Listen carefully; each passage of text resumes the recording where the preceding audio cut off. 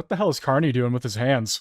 Work on some subtle changes, maybe. I don't even know if we're going to be dealing with USMCA. We're dealing more with concepts. He looks incredibly uncomfortable. We have trade. They're paying a tariff on cars and steel and aluminum. And I think we have a baseline of 10% or something like that for the tariffs. But we're getting along very well. Right now, going no further, but we have an agreement. We did something with even parts. You want to discuss that, Howard, with respect to Canada, which helps Canada out? Sure. So we've made an arrangement with the car companies that 15% of their USMCA parts are included, and then 15% of foreign parts from the manufactured suggested retail price are not tariffed to help domestic manufacturing really thrive. So it gave them a chance to be able to build their car parts factories if they're going to. A lot of these companies already have factories, and what they have to do is just fill them out. But they're able to build them in the United States, so we gave them a pretty substantial period of time. I think. Just to clarify, Mr. President, is there anything the Prime Minister can say to you today to change your mind on tariffing Canada? Tariffing cars? Tariffing Canada. Is there anything he could say to you in the course of your meetings with him today that would get you to lift tariffs on Canada? No. Why not? Just the way it is. What's your first state? If Canadians don't want it, would you respect that? Sure, I would. But this is not necessarily a one-day deal. This is over a period of time they have to make that decision. Yes, go ahead. Yeah, if I may. If respectfully, Canadians' view on this is not going to change on the 51st state.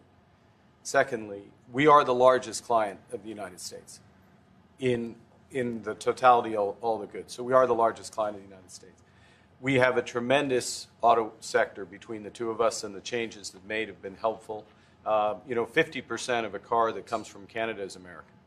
That's not like anywhere else in the world. And to your question about is there one thing? No, this is a bigger discussion. There are much bigger forces involved, and this will take some time and some discussions, and that's why we're here, to have those discussions, and that is represented by who's sitting around the table. See, the conflict is, and this is very friendly. We're not. This is not going to be like we had another little blow up with somebody else. That was a much different.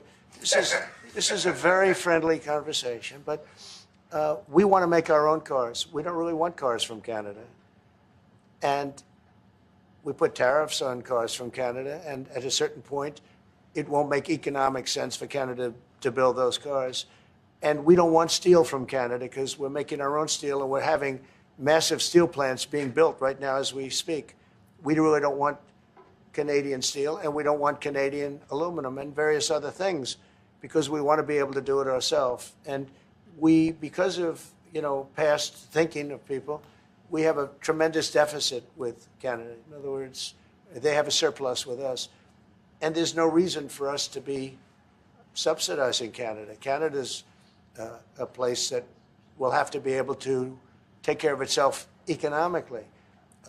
I assume they can. I will tell you that Trudeau, when I spoke to him, I used to call him Governor Trudeau. I think that probably didn't help his election. But when I spoke to him, I said, so why are we taking your cars? Why are we taking we want to make them ourselves. I mean, I said, and if the price of your cars went up, or if we put a tariff on your cars of 25%, what would that mean to you?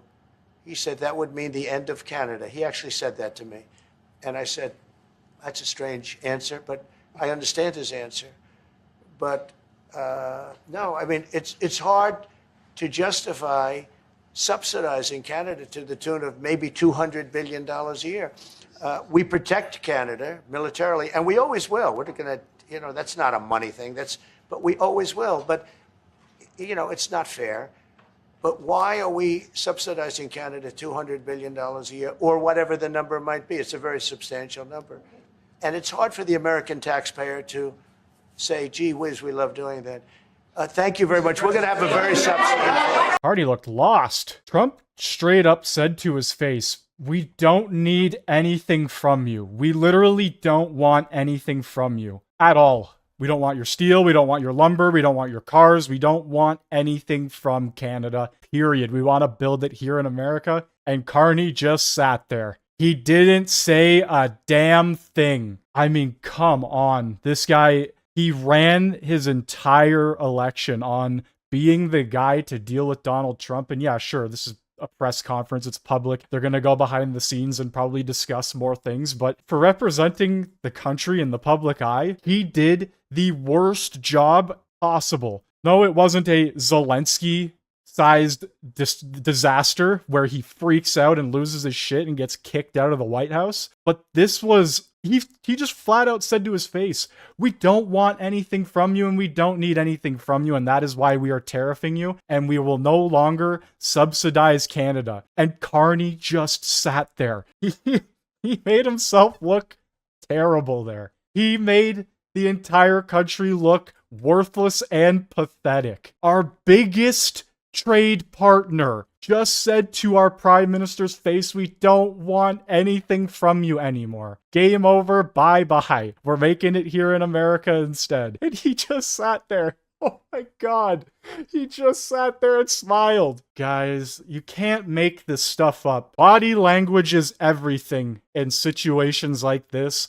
And Carney was fidgeting with his hands the entire time. His cabinet ministers just smiled. Obviously, they're not going to say anything, but like, this was a joke. If Americans thought Canada was a pathetic waste of a country, this did not help. This just further pushed us into the light of we're useless to them, essentially. My God. And after seeing Parkland be bought out by Sunoco, Canada's largest oil and petroleum distributor and natural resource distributor in Canada, being one of the largest, being bought by an American Sunoco for $9.1 billion, it's the beginning of every company being bought out by Americans because A, they don't want to pay the tariffs, and B, they don't want to pay the carbon tax. To the over 60% of liberals that voted this man in, you get what you voted for. You get what you voted for. I got nothing else to say at that point, ladies and gentlemen. This was a joke.